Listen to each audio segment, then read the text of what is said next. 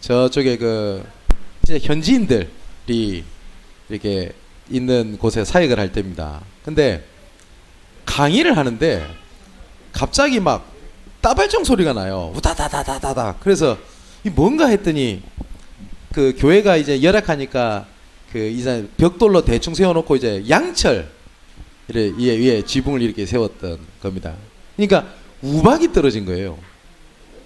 그러니까 저는 깜짝 놀랐는데 워낙 자주 있는 일이라 그 교회에서는 아무렇지도 않은 겁니다. 근데 여기까지는 재밌다라는 생각이 드는데 그때 저는 감정이 굉장히 좀 놀랬던 게 우다다닥 소리 나니까 이게 마이크도 없는 상황에서 강의가 하니까 어떤 소리가 안 들릴 거 아닙니까? 그랬더니 그 현지에 있는 성도들이 그때부터 갑자기 누가 시작할 것도 없이 찬양을 부르기 시작하는 겁니다.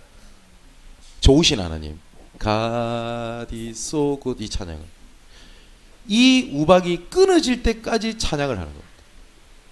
그래서 이분들이 뭐라고 얘기를 하냐, 우리는 음향이 없어서 열악한 게 아니라 찬양할 시간표입니다. 그죠? 괜찮습니다. 그렇기 때문에 수리 잘 하시면 돼요. 자, 우리가 렘넌트 시대를 열어야 되는 게 우리 일평생 사명입니다. 여기에 영적 배경이 돼야 될 게 있고 영적 배경이 되어줘야 될 것들이 있습니다. 우리가 서론에 조금 기억할 거는 오늘 오전에 말씀을 꼭 세 단어를 제가 말씀을 드렸잖아요. 전쟁이 끊이지 않는 겁니다. 왜냐? 어설프게 정복했어요. 하나님의 자녀가 맞는데 사단에게 놓쳤던 그 부분이 있지 않습니까? 이걸 막을 수 있는 길이 딱 한 가지 방법밖에 없습니다. 오직 복음에는 없습니다. 그래서 복음도 붙잡아야 되는 게 아니라 복음만 붙잡아야 돼요. 또 사사시대 때 계속 문제가 왔던 게 있습니다. 자기 소견대로 행하였더라 이래 되어 있습니다. 근데 그전에는 여호와께서 명하신 대로 모세가 행하였더라, 여호와께서 명하신 대로 여호수아가 행하였더라, 이렇게 계속 말씀이 나오다가 사사시대 때는 자기 소견대로 행하였더라 라고 되어 있거든요. 이걸 넘어설 수 있는 방법이 내가 제자의 길로 가야 되고 제자를 세우는 방법에는 밖에 없어요. 많은 사람들이 이게 맞다 저게 맞다라고 얘기를 합니다. 근데 제자는 얘기가 다릅니다. 그죠? 초대교회 제자들은 문제가 왔었을 때, 구제 문제 때문에 문제가 왔었을 때 이걸 문제로 보지 않고 그거를 뭘 봤냐? 하나님의 새로운 시스템으로 봤어요. 교회에 갈등이 생길 수 있습니다. 근데 제자들은 갈등의 문제가 아니라 하나님의 계획을 찾는 겁니다. 대부분 사람들이 여러 가지 문제 때문에 재앙이 끊이지 않았거든요. 그래서 여기에 하나님의 답은 후대 살리는 겁니다. 한번 보십시오. 시대마다 단편적인 각성운동, 회개운동, 개혁운동은 일어났지만 후대에게 전달된 적이 없어요.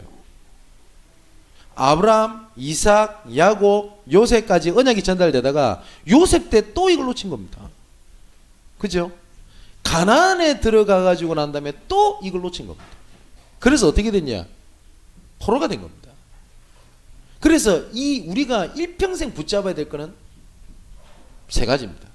자, 그래 놓고 오늘 본론에 보면 사무엘상 1장 9절에서 11절의 말씀에 보니까 이 한나의 기도가 나옵니다.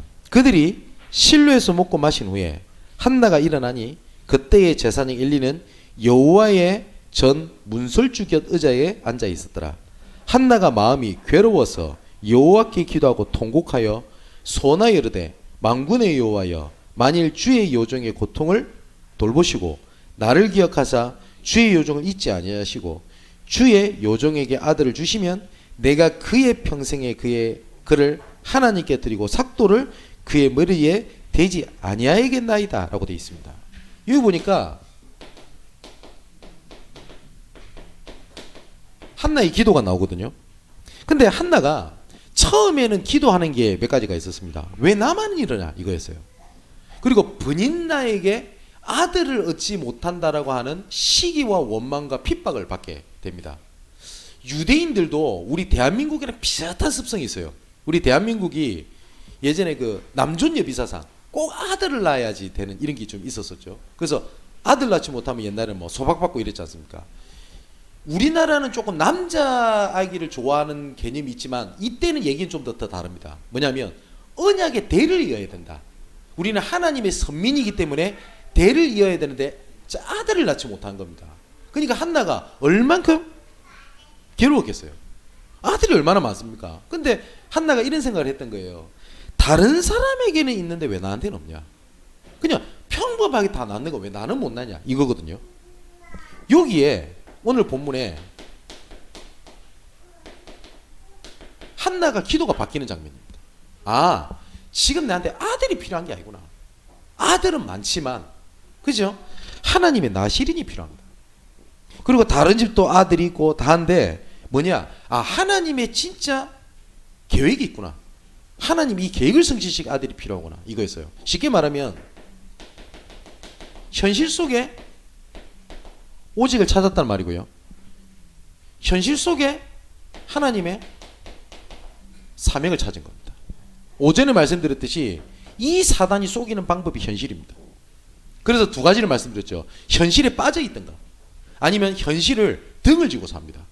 그래서 간혹가다 이런 친구 없습니까? 집에 완전히 개판돼 있고 막 일이 돼 있다 보니까 이것을 벗어나고 싶어가지고 어떤 사람은 막 치장을 하고 화려하게 옷을 입고, 왜냐? 이 가정 문제가 너무 힘들거든요. 내 현실이. 이거를 넘어서기 위해서 나는 딴짓을 하는 겁니다. 그 다른 사람이 봤을 때는 야 멋쟁이다 뭐 하다 하는데 실제로 나는 현실이 잡히는 거예요. 실제로 전도 현장에 보면 그 모든 사람이 그렇다는 건 아닌데 현장에서 전도 열심히 하는 사람들을 만나보면요 눈빛이 일그래요. 막 그냥 잡아먹을 것 같아요. 그래서 만나면 오직 복음 오직 전도하는데 뭔지 모르게 안 읽었던 사람이 있습니다. 보면 내 현실 문제가 막 영적 문제 심각한 겁니다. 그러니까 이거에 대한 스트레스를 어디다 푸는 거야? 현장에 풀어버린 거예요. 그것이 알고 싶단가요? 서울역 이런 데서 막 피켓 들고 전도하는 사람 뒷조사를 했잖아요. 보니까 집안의 정신 문제, 암 심각하단 말이에요. 그러니까 이걸 좀 푸시하는 이 목사가 이거 전도하면은 집안이 해결될 거다. 그리고 이거 하면은 네가 좋아질 거다. 겉에 봤을 땐 전도지만 실제 내면은 뭡니까? 내 현실이잖아요. 이것을 못 벗어나는 겁니다. 한나가 처음에 딱 그랬단 말이에요. 근데 제가 말씀드렸잖아요. 현실을 우리 무시할 수 없어요. 근데 현실이 바뀌어야 되는 건 하나님 시간표 있는 거고 이 속에 뭘 찾는 거냐? 오직을 찾는 겁니다. 그리고 이 속에 하나님의 사명이 있어요. 그러니까 아들을 낳지 못한다라는 내 현실 속에 뭘 찾게 되냐? 하나님의 계획을 딱 찾는 겁니다. 아, 하나님께서 필요한 게 있구나. 그게 나시린이라는 사명이었습니다. 그렇게 해서 태어난 인물이 누구죠? 사무엘입니다. 자, 그래서 사무엘상 2장 1절에 10절에 보니까 드디어 사무엘이 이제는 태어나게 됩니다. 근데 보통 응답받으면 변하잖아요. 사람이 좀 교만해진다거나. 한나는 그러지 않았어요. 그리고 사무엘상 3장 1절에 3절에 보니까 이 한나가 얼마만큼 하나님 앞에 중요한 언약을 드렸냐. 나실이라는 언약을 잡았잖아요. 어린 사무엘을 성전으로 보내버립니다. 이때 당시가 한 유치원 초등학생 정도 되는 사무엘을 약 7세 정도 되는 사무엘을 어떻게 하냐. 엘리 제사장의 수종을 들게 하고 언약궤에서 잠들게 하고 집을 내보내버린 겁니다. 근데 우리 이런 거 못 보셨습니까? 하나님 내 진짜 이 질병 나으면 내가 일평생 하나님 앞에 헌신하겠고 내가 전 재산을 하나님 앞에 드리며 나았어. 안 하잖아요. 그죠? 근데 한나는 달랐어요. 한나는 나시린의 사명을 가지고 하나님 앞에 작은 실천한 겁니다. 뭐냐? 하나님께 사무엘을 맡겨버린 겁니다. 사랑하는 성도 여러분, 내 자녀를 하나님 앞에 진짜 나시린으로 어떻게 하냐? 맡기는 겁니다. 그럼 모든 자녀를 집에서 내보내갖고 우리 집에 다 보내라 이 말이 아니잖아요. 하나님 앞에 맡기는 겁니다. 그게 한나가 했던 마지막이고 어찌 보면 유일하게 할 수 있는 오직이었어요. 뭐냐? 엘리 제사장 옆에서 수종들기하고 어릴 때부터 언약궤 옆에 있게 한 겁니다. 근데 어느 날 사무엘에게 말이 들린 겁니다. 그러니까 사무엘이 엘리를 딱 찾아갔어요. 부르셨어요? 엘리가 안 불렀거든요. 안 불렀는데 잘못 들었나? 또 있는데 사무엘아 라는 소리 들려요. 또 엘리한테 쫓아갑니다. 이래 몇 번 하고 난 다음에 그제서 엘리가 뭐라냐면 여호와 하나님께서 너에게 하실 말씀이 있는 것 같다. 그때 어떻게 하냐? 주 여호와여 말씀하옵소서 이 종이 듣겠나이다라고 얘기를 해라. 그래서 사무엘이 하나님의 음성을 딱 듣게 됩니다. 이게 하나님 시간표가 되게 되는 거죠. 자, 이것처럼 한나의 기도의 배경이 이런 응답을 낳게 됩니다. 아까 말씀하셨던 것처럼 이 사무엘이 응답의 큰 거를 세 가지를 말씀을 드린다고 하면 아까 말씀드렸던 것처럼 교회 올바른 회복이었어요. 이 한나가 나중에 결론을 좀 말씀드리겠습니다만은 이때 영적인 상황이 교회가 어땠는지는 여러분 성경을 보면 아시지 않습니까? 어느 정도냐? 언약궤가 그냥 방치되어 있었다니까요. 여러분 언약궤가 이스라엘 백성들에게 어떠한 상징이었는지 여러분 아시죠? 방치되어 있는 거예요. 다시 말하면 오직이 안 된 겁니다. 언약이. 그런 시대 때 완전히 밑바닥에 떨어지는 걸 본 거예요. 그러면 거의 대부분은 야 교회 별거 없구나. 언약궤 별거 없구나. 일이 돼야 되죠. 한나는 달랐고 사무엘은 달랐어요. 오히려 그걸 보고 뭐라냐? 언약궤 회복이라는 딱 언약을 잡게 됩니다. 우리 사랑하는 우리 렘넌트 여러분, 여기 계신 우리 중직자분들과 목회자인 저와 그리고 수많은 사람들이 우리 렘넌트들에게 야 상처를 줘야 되겠다. 아니면 실족시켜야 되겠다. 이러는 사람은 단 한 명도 없습니다. 그런데 어쩌다 보니 우리 렘넌트들이 실망할 수도 있고 실족할 상황이 생길 겁니다. 이때 렘넌트는 어떻게 되냐? 사무엘이 잡았던 것처럼 올바른 교회 회복의 언약을 잡아야 돼요. 이 응답을 놓고 미스바 운동을 일으키게 되고요. 전쟁이 땅에서 그쳤더라 라고 되어 있습니다. 그 시작에 누구를 통해서 되었냐? 한나입니다. 자, 그러면 지금부터 우리 렘넌트들의 영적 배경을 할 수 있는 시작 그리고 교회가 조금 결론을 좀 가지셔야 됩니다. 아까 말씀드렸던 것처럼 교회 안에서 뭘 해야 되겠습니까? 지금부터 조금만 고민을 하고 찾아야 될 게 뭐냐면 내가 하나님의 교회를 위하여 언약을 위해서 내가 할 수 있는 것이 뭔가 이것이 여러분들 미래하고 연결됩니다. 이거를 잘못 들으면 교회에서 일을 많이 해라 반주를 해라 그 말을 하는 게 아닙니다. 혹시 여러분들이 교회 안에서 헌신하고 있는 그 헌신이 어떤 헌신이 될 줄을 여러분들은 일평생을 두고 알게 될 겁니다. 냉수라도 상을 잃지 않겠다 이렇게 얘기를 했거든요. 주일날 예배를 드리게 되면 목사인 저를 뿐만 아니라 여러 사람들이 헌신하고 수고합니다. 그냥 앉아 계시는 것처럼 보여도 그분들의 수고를 하나님께서 그냥 두시지 않습니다. 그죠? 아까 찬양을 하는데 앞에 있으면서 제가 그 생각이 들었어요. 처음에 우리 교회에서 찬양인도를 우리 강성규 장로님이 할 때 기타를 치시는데 그때 솔직히 어떤 생각이 들었냐면 그냥 기타 치지 말지. 기타 반주도 안 먹고 스트로크도 안 먹고 막 그러더라고요. 그냥 치지 말지. 그 생각이 들더라고요. 근데 오늘 딱 보니까 너무 잘 치세요. 야, 참. 그리고 예전에는 칠 때 보면은 좀 그렇다 싶은데 오늘은 진짜 싱어송라이터 같은 느낌. 또 찬양인도를 하는데 또 남자 서에서 또 오는데 얼마나 칙칙한지 분위기. 그래서 찬양하는 우리 청년들한테도 왜 그래 분위기 칙칙하냐. 근데 우리 또 아리따운 우리 그 지사님 권사님이 찬양을 얼마나 보기 좋은지. 그죠? 교회를 위해서 내가 할 수 있는 것이 뭔지 고민이 여러분의 기도 응답이기도 합니다. 왜 그러냐? 교회가 옛날에는 성막이었죠. 이 성막을 기준으로 해서 장막을 짓고 살았습니다. 이스라엘 백성들이. 쉽게 말하면 성전이 있으면 모든 장막을 이스라엘 백성 전체가 이렇게 짓고 살아가는데 문 방향을 장막 방향으로 치고 이렇게 장막을 치고 살았어요. 왜냐? 이 언약 깨고 움직이면 다 같이 움직여야 되기 때문에. 이걸 보고 뭐라고 그러냐? 24시였습니다. 그랬더니 하나님께서 불기둥, 구름기둥 모든 걸 가지고 상상치도 못한 하나님 응답을 주셨습니다. 성경에 뭐라고 되어 있냐? 신발과 의복이 닳지도 않았다고 되어 있습니다. 25시입니다. 이 응답이 일평생 후대들에게 기념비가 되도록 해라. 기억나도록 해라. 이걸 보고 영혼이라고 얘기를 합니다. 그러면 지금의 성막이 교회거든요. 그럼 우리가 24시간 동안 교회 일을 하자라는 말을 하는 게 아니잖아요. 그죠? 내가 교회 안에서 우리 렘넌트를 위해서 할 수 있는 헌신이 시작이 뭔가? 이걸 찾는 겁니다. 이게 작은 것 같지만 영원합니다.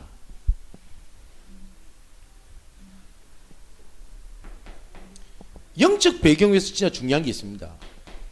하나님께서 우리에게 메시지를 주시거든요.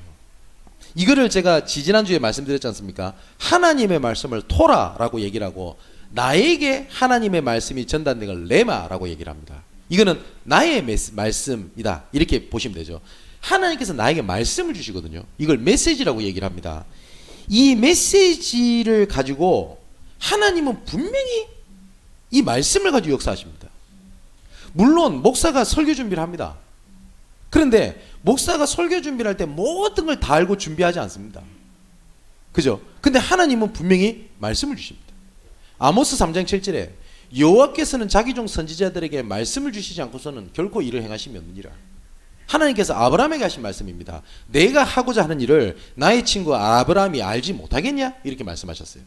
하나님은 말씀을 주시고 그 말씀을 이끌어 가십니다. 자, 그런데 이 말씀을 쭉 하는 가운데 이런 생각이 들 수가 있을 겁니다. 이 말씀을 들을 때 어쩔 때는 맞다. 이거 진짜 하나님 시간표 주신 말씀이 맞다. 이렇게 들릴 때가 있고요. 어쩔 때는 왜 하필이면 내가 아픈 부분을 하나님 저 부분 얘기를 건드리지? 이럴 때가 있을 거예요. 둘 다 하나님 주신 말씀이 맞습니다. 그래서 이 말씀을 하나님이 주시는데 어쩔 때는 이런 생각이 들 겁니다. 야, 하나님이 나한테 말씀을 주시는 것 같다. 막 다른 사람 모르겠고 하나님이 이 말씀 나한테 주신 거다. 그거는 착각이지만 올바른 착각입니다. 또 그리고 성경적입니다. 하나님께서 한 사람을 위해서 말씀을 주시냐? 주십니다. 왜냐? 오늘 본문에 한나에게 여호와께서 말씀하셨습니다. 맞지요? 이게 시대에 영향을 주게 됩니다. 여호와께서 다윗에게 하나님께서 말씀을 주셨습니다. 지금도 하나님은 말씀을 가지고 역사하십니다. 그래서 바울은 뭐라고 그랬냐? 나의 복음은 영세전부터 감춰졌다가 이제 나타나신 바가 되었다. 그리고 사도 요한은 요한 1서 1장에 뭐라고 되어 있냐? 이 말씀은 내가 눈으로 본 바요, 귀로 들은 바요, 손으로 만진 바다. 내 거다. 이렇게 표현했거든요. 이것이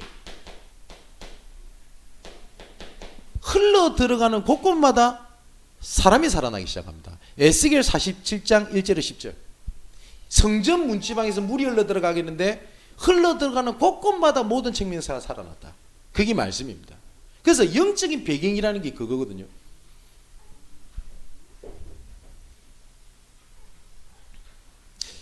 제가 가끔 가다가 기도하시는 우리 성도분들의 이런 포럼이라든지 응답되는 걸 이런 걸 보면 제가 몇 가지 느끼는 게 하나가 있어요. 어쩔 때는 말씀 때 제가 이게 하나님의 계획이 맞는 것 같다라고 해서 말씀을 저는 전달해 놓고 저는 잃어버릴 때가 있어요. 저도 사람이기 때문에.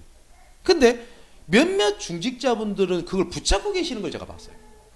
근데 희한하죠. 그게 응답되어 있다는 것을 제가 보게 됩니다. 어쩔 때는 이거 굉장히 중요한 내용이다 라고 메시지를 전달한 게 아니에요. 지나가면서 했던 건데 하나님은 그 말씀을 그대로 성취시킬 때가 있습니다. 그래서 하나님은 야, 말씀 정확하게 주신다 라는 것들을 굉장히 많이 느낍니다. 하나님 말씀 살아있습니다. 그래서 말씀을 붙잡고 그걸 전달을 하시라. 그리고 세 번째가 영적 배경이 중요한 거는 방향입니다. 양문교회가 지금 하나님께서 지금 세계복음화로 해서 이끌어 가시는 방향이라는 게 있습니다. 그게 우리 주제죠. 그게 우리 교회에 계속 말씀을 주시는 전복의 현장입니다. 그러면 이 방향 속에 있는데 하나님은 응답을 주시는 겁니다. 그래서 지금 말씀 방향이 지금 어떻게 가고 있냐, 그죠? 이런 것들을 굉장히 잘 보셔야 돼요. 그 방향 속에서 이루어진 일, 그게 더 중요합니다. 제가 우리 청년들한테 그런 얘기를 많이 안 합니까? 청년들이 이런 질문 많이 합니다. 목사님, 불신자 남자친구 혹은 불신자 여자친구를 만나야 됩니까? 만나지 말아야 됩니까? 라는 질문을 합니다. 근데 그 질문보다 더 중요한 게 있어요. 내가 어떤 흐름 속에서 만난 사람이냐가 더 중요하지 불신자냐 아니냐가 중요한 게 아니에요. 난 영적 상태가 너무나 메롱인데 너무 괜찮은 사람이 나타났다. 조심하셔야 돼요. 나는 영적 상태가 너무나 안 좋은데 이상하게 돈이 잘 벌리고 있다. 조심하셔야 돼요. 맞죠? 나는 지금 올바른 흐름 속에 가고 있는데 가정 문제가 왔다. 그게 하나님의 시간표고 그게 응답이요. 중요한 건 방향입니다. 나는 방향이 잘못됐는데 너무 괜찮은 사람을 만났다. 아닐 가능성 99%입니다. 그럴 리가 없어요. 맞죠? 그래서 우리가 광고를 잘 들어야 될 이유도 그겁니다. 그 베드로가 베드로랑 이렇게 그 사도들이 있을 때 예수님께서 중대한 광고를 하십니다. 뭐냐? 내가 팔릴 거다. 그때 광고를 안 들었다 한 사람이 있었어요. 그게 가룟 유다라. 그죠? 광고 잘 들어야 돼요. 그래서 이 광고가 방향이거든요. 제가 예전에 조금 지금 기도 제목을 좀 드렸고 지금 기도하고 있는 것이 뭐냐면 우리 렘넌트들을 위한 24 기도팀을 구성하는 부분들을 놓고 계속 기도하셔야 됩니다. 이건 제가 예전에 좀 말씀을 계속 드렸지 않습니까? 이거는 24시 계속 모이자라는 게 아닙니다. 뭐냐면 오늘 오전에 드렸던 말씀처럼 사무엘이 에서 말을 했던 이 말을 하나도 땅에 떨어지지 아니했다라고 얘기를 하거든요. 그래서 아까 제가 교육부 때 제가 교사분들한테 좀 말씀을 좀 드렸는데 렘넌트들 포럼할 때 뭐냐면 렘넌트들 얘기를 좀 들어주시라. 어쩌면 말도 안 되는 얘기를 하는 것 같고 어쩔 때는 불신앙 얘기를 하는 것 같아요. 그걸 마음에 담으시라 교사들이. 그죠? 왜냐? 그 불신앙의 얘기를 할지라도 얘가 복음의 사람이 맞다면 이 불신앙이 무너지는 하나님의 응답이 오게 될 겁니다. 그래서 그거를 마음에 담고 교사들끼리 이거를 전부 다 공유를 해서 애들 놓고 기도하시라. 그 24 기도팀입니다. 지금 그 코로나 시대이기 때문에 많이 모이자라는 게 아니거든요. 이 기도로 24시 할 수 있는 이유 첫 번째, 시공간을 초월한 하나님의 능력이 있습니다. 그죠? 그리고 그리스도가 빛으로 오셨습니다. 이 빛은 만일에 내가 이 앞에 어떤 물건을 찾기 위해서 불을 켰지만 불을 켜는 그 순간 이 부분만 아니라 전체가 빛이 다 비춰져 버립니다. 그죠?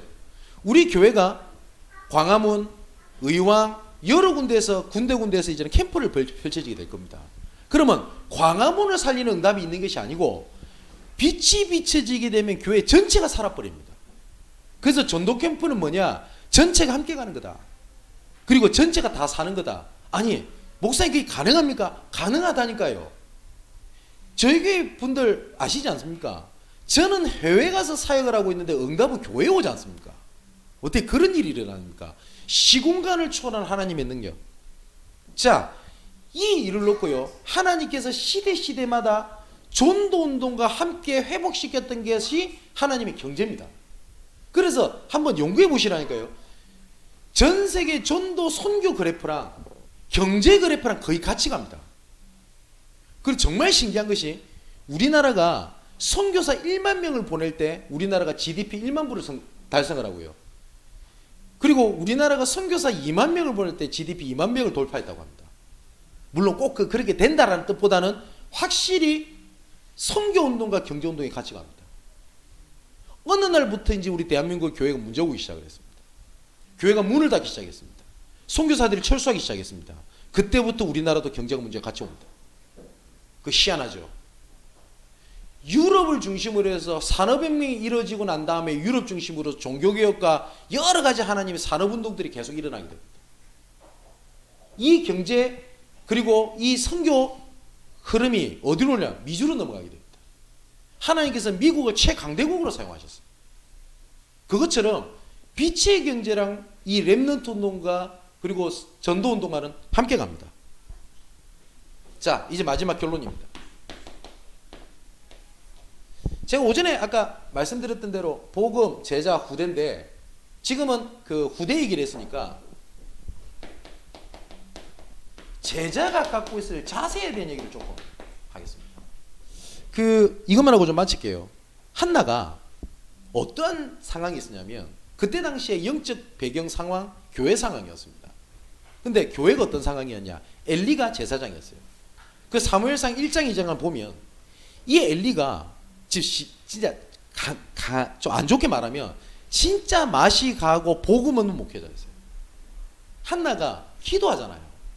근데 한나가 기도하는데 얼마만큼 기도했더니 집중해서 기도했냐? 입은 움직이는데 소리가 입 밖에 내지 않았다라고 되어 있습니다. 사람이 진짜 흐느껴 울면요 소리 안 나잖아요.